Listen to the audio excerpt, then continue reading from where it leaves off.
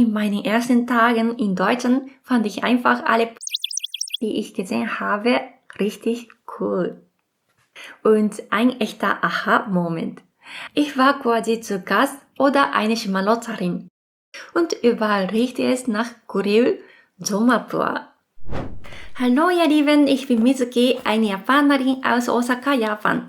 In diesem Video teile ich meine persönlichen Erfahrungen, die Kulturschocks und kulturellen Unterschiede, die mich bei meinem ersten Besuch in Deutschland überrascht haben.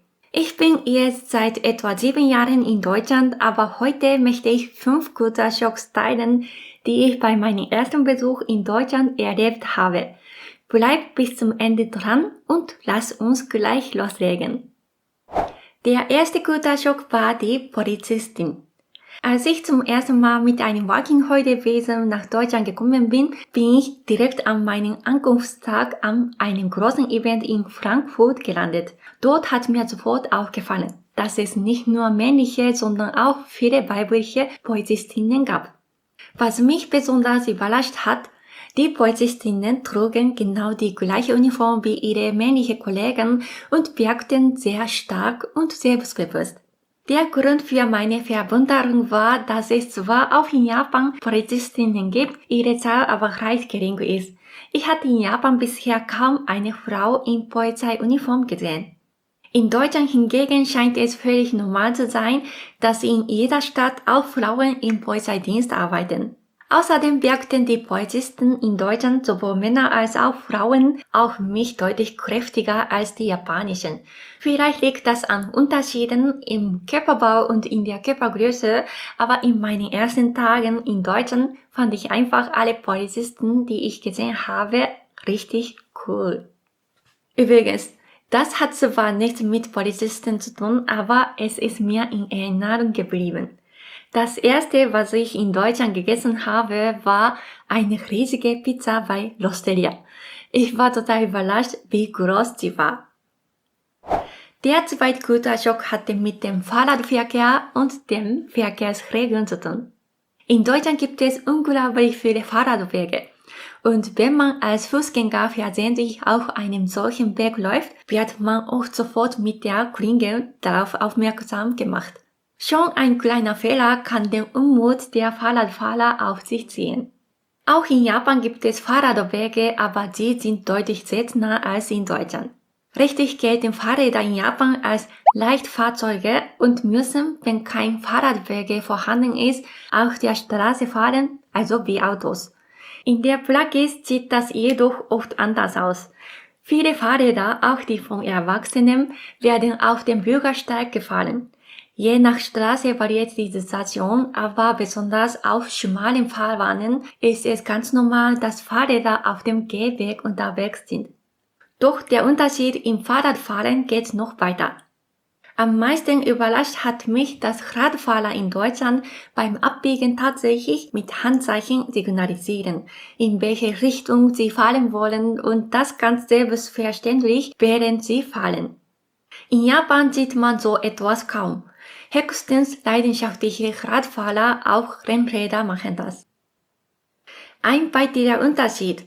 In Japan fährt man auf der linken Straßenseite, in Deutschland auf der rechten.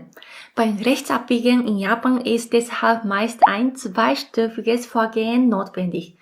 Man fährt zuerst geradeaus über die Kreuzung und wechselt dann auf die gegenüberliegende Straßenseite, bevor man in die neue Richtung abbiegt. Fahrräder dürfen dabei nicht wie Autos direkt aus der rechtsabbiegenden Spur abbiegen. Deshalb ist es in Japan auch nicht üblich, bei Abbiegenvorgängen mit Handzeichen zu arbeiten, im Gegensatz zu Deutschland, wo das völlig normal ist. Als ich mit meinem Working Holiday nach Deutschland gekommen bin, habe ich zuerst in einer Stadt namens Münster gelebt. Genau, der berühmten Fahrradstadt. Ich durfte mir dort ein Fahrrad von meiner Gastfamilie ausleihen, um zur Sprachschule zu fahren. Das Handzeichen geben war für mich völlig neu und ein echter Aha-Moment. Ein kleiner, aber eindrücklicher Kulturschock. Der dritte Kulturschock war für mich die langen Sommernächte und wie sehr die Deutschen das Sonnenlicht genießen. Was mich am meisten überrascht hat, Der Sommer in Deutschland hat extrem lange Tage. Im Juni ist es oft bis 22 Uhr hell und selbst um 20 Uhr scheint die Sonne noch so, als wäre es früher Nachmittag. Dadurch fühlt sich der Tag viel länger an. Man vergisst leicht, dass es schon Zeit fürs Abendessen ist. In Japan hingegen geht die Sonne selbst zur Sommersonnenwende spätestens gegen 19 Uhr unter. Für Japaner, die zum ersten Mal einen Sommer in Deutschland erleben, kann die lange Helligkeit ziemlich ungewohnt wirken. Fast schon surreal. Ich habe mich am Anfang gefragt, ob man bei so viel Licht überhaupt gut einschlafen kann. Aber tatsächlich hatte ich damit keine Probleme. Was mich auch aufgefallen ist die Sonnenstrahlung in Deutschland im Sommer nicht stärker als in Japan? Trotz der höheren Hitze und Luftfeuchtigkeit in Japan wirkt die Sonnenstrahlung in Deutschland auf mich oft stärker. Fast so, als ob die Sonne dort näher an der Erde wäre und direkt auf die Haut trifft. Besonders wenn man empfindliche Haut hat, kann das richtig unangenehm sein. Ich habe mich gefragt, ob es anderen, die beide Länder im Sommer erlebt haben, genauso geht. Vielleicht liegt es daran, dass die Luft in Deutschland viel trockener ist, was angenehm ist, weil es nicht so schwül ist wie in Japan. Aber da die meisten deutschen Haushalte keine Klimaanlage haben, können heiße Tage auch hier ziemlich anstrengend sein. Trotzdem mag ich den Sommer in Deutschland insgesamt lieber. Eine weitere Überraschung war für mich die Zeitumstellung. Im Oktober wird die Uhr auf Winterzeit um eine Stunde zurückgestellt und im März auf Sommerzeit wieder um eine Stunde vorgestellt. Das heißt, im Oktober kann man eine Stunde länger schlafen, das hat mir gefallen, aber im März verliert man eine Stunde Schlaf. Und das hat mich traurig gemacht, weil ich wirklich gerne schlafe. Ehrlich gesagt mag ich die Zeitumstellung nicht besonders. Ich fühle mich danach oft wie mit einem kleinen Jetlag. Außerdem wirkt sich die Zeitverschiebung auch auf die Kommunikation mit meiner Familie in Japan aus. Im Sommer beträgt der Zeitunterschied 7 Stunden, im Winter 8 Stunden. 7 Stunden finde ich deutlich praktischer, wenn ich mit meinen Eltern telefonieren möchte. Und was mich besonders fasziniert hat, ist die deutsche Liebe zur Sonne. Sobald der dunkle und kalte Winter vorbei ist und die Sonne wieder öfter scheint, zieht es die Menschen sofort nach draußen.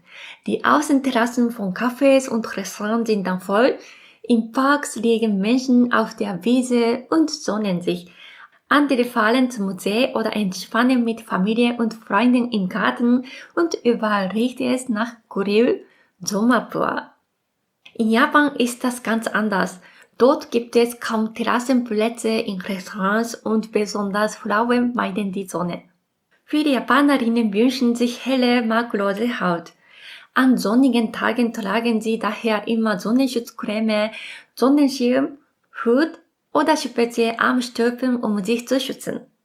In Deutschland ist das Gegenteil der Fall. Man trägt im Sommer gerne Shorts, Sonnenbrille oder Hut, aber kaum jemand benutzt einen Sonnenschirm. Ich habe mal von einem Deutschen gehört, der Japan besucht hatte, und er sagte, dass viele Europäer gerade mit heller Haut es sogar mögen, braun zu werden.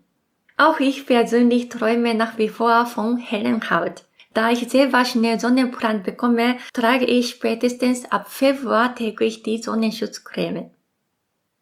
Der vierte Kulturschock betrifft die Beleuchtung. Wie ich schon erwähnt habe, war ich vor meiner Auswanderung nach Deutschland einmal mit einem Working Holiday Visum hier. In dieser Zeit lebte ich bei 2 Gastfamilien und später in der Wohnung eines deutschen Freundes. Übrigens ist dieser Freund heute mein Ehemann. Aber zurück zum Thema. Während meines Working Holidays habe ich Sprachschulen besucht und fleißig Deutsch gelernt. Natürlich habe ich auch zu Hause Hausaufgaben gemacht und den Unterricht nachbereitet. Eines Abends wollte ich in meinem Zimmer lernen, aber ich konnte die Texte kaum lesen, die Beleuchtung war einfach zu dunkel. In deutschen Wohnungen ist nämlich oft warmes, orangefarbenes Licht übrig, während in Japan eher helle, weiße Beleuchtung verwendet wird. Auf meinem Schreibtisch stand zwar eine kleine Lampe, aber auch sie spendete nur schwaches, orangefarbenes Licht. Ich hatte sogar das Gefühl, dass sich mein Sehvermögen durch das ständige Lernen bei schwachem Licht verschlechterte. Heute gibt es aber in modernen deutschen Wohnungen häufig helle LED-Deckenleuchtungen, die eine gute Ausleuchtung ermöglichen. Aber damals war ich bei anderen untergebracht und konnte an der Beleuchtung nichts ändern. Ich war quasi zu Gast oder eine Schmarotzerin und konnte nicht einfach neue Lampen installieren. Dass ich vorher nicht über die Lichtverhältnisse gewusst hatte, war im Nachhinein gesehen ein kleiner Nachteil. Mittlerweile habe ich mich jedoch an das warme Licht gewöhnt. Vor allem abends empfinde ich als viel angenehmer und spannender als grelles Weißlicht. Übrigens, in Japan sind weiße LEDs sowohl in Wohnungen als auch in Geschäften weit verbreitet. In Deutschland dagegen wird kaltes weißes Licht oft mit Krankenhäusern assoziiert und wirkt auf viele Menschen ungemütlich. Es ist spannend, wie unterschiedlich die Lichtgewohnheiten sind und wie stark sie unser Wohlbefinden beeinflussen können. Wenn man in ein neues Land zieht, verändert sich eben nicht nur die Umgebung, sondern auch der Alltag in vielen kleinen Details. Umso wichtiger ist es, mit einer offenen Haltung und Neugier auf solche Veränderungen zu reagieren.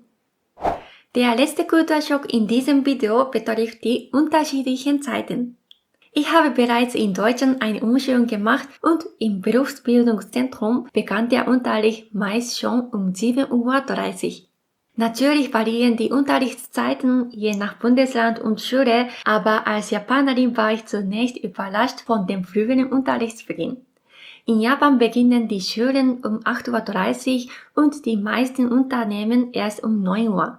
Selbst viele Supermärkte öffnen meist erst um 9 Uhr. Es gibt zwar Unternehmen, die ihren Arbeitsbeginn auf 10 oder 11 Uhr legen, um die Rush Hour zu vermeiden, aber dann endet die Arbeitszeit natürlich auch später. Die gesetzliche Arbeitszeit in Japan beträgt in der Regel 8 Stunden am Tag. Das heißt, bei einem Arbeitsbeginn um 9 Uhr endet der Arbeitstag meist gegen 18 Uhr. Die Mittagspause beträgt in japanischen Unternehmen meist eine Stunde. Natürlich gibt es unterschiedliche Arbeitsmodelle, daher ist das keine allgemeingültige Regel, aber im Vergleich zu Deutschland sind die Startzeiten insgesamt deutlich später. Im Gegensatz dazu beginnen die Schulen in Deutschland, wie gesagt, oft schon um 7:30 Uhr oder 8 Uhr. Auch viele Supermärkte öffnen hier teilweise schon um 7 Uhr. Es scheint, dass in Deutschland viele Menschen früh aktiv sind. Dementsprechend schließen die Geschäfte meist früher als in Japan. Beispielsweise haben viele japanische Drogeriemärkte oft bis 22 oder sogar 23 Uhr geöffnet, während deutsche Drogerien wie DM oder Rossmann meistens gegen 20 Uhr schließen. Natürlich je nach Filiale. Die Arbeitsbeginnzeiten in deutschen Unternehmen variieren stark je nach Branche und Beruf. Aber mir scheint, dass die Rush Hour in Deutschland früher einsetzt als in Japan. Möglicherweise ist das regional unterschiedlich, aber in der Stadt, in der ich jetzt wohne, ist der Verkehr ab etwa 15:30 Uhr stark. In Japan beginnt die Rush Hour meistens erst ab 17 oder 18 Uhr. Die Morgen-Rush Hour in Japan fällt in dem Zeitraum zwischen 7:30 Uhr und 9 Uhr. In großen Städten wie Tokio oder Osaka sind die Mieten in den Geschäftsvierteln oft sehr hoch, sodass viele Menschen im Umland wohnen und pendeln. Deshalb sind die öffentlichen Verkehrsmittel in der Rush Hour besonders überfüllt. Zwar gibt es in Japan häufig viele Züge, die auch pünktlich fahren, was den Pendelverkehr erleichtert, aber die hohe Konzentration der Unternehmen in den Innenstädten führt trotzdem zu großer Verkehrsbelastung. Außerdem war ich überrascht über die oft sehr kurzen Pausen in deutschen Unternehmen, die teilweise nur 30 Minuten dauern. Natürlich gibt es auch in Deutschland Firmen, bei denen die Pausen wie in Japan eine Stunde lang ist. Wenn ich aber die Unternehmen betrachte, in denen ich Praktikum gemacht habe, vor allem im IT-Bereich mit vielen Programmierern, beginnen die Arbeitstage etwas spät wie in Japan und die Pausen dauern meist zwischen 30 Minuten und einer Stunde. Das basiert aber nur auf meiner persönlichen Erfahrungen von der IT-Bereich. Wann fangt ihr mit der Arbeit an? Und wann macht ihr Feierabend? Schreibt es gerne in die Kommentare. Ich bin sehr gespannt darauf.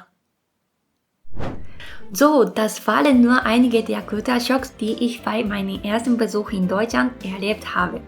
Als Japanerin, die in Japan geboren und aufgewachsen ist, gibt es große Unterschiede zwischen dem Leben in Deutschland und in Japan.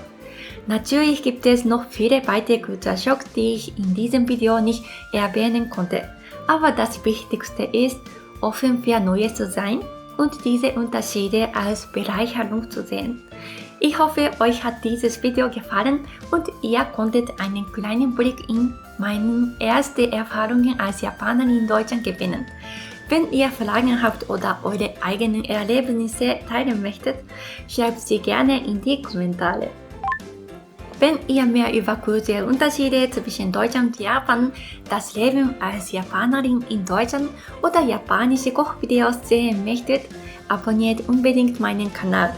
Vergesst auch nicht, dem Video ein Like zu geben. Vielen Dank fürs Zuschauen und bis zum nächsten Mal. Dann, ciao! ありがとうございました。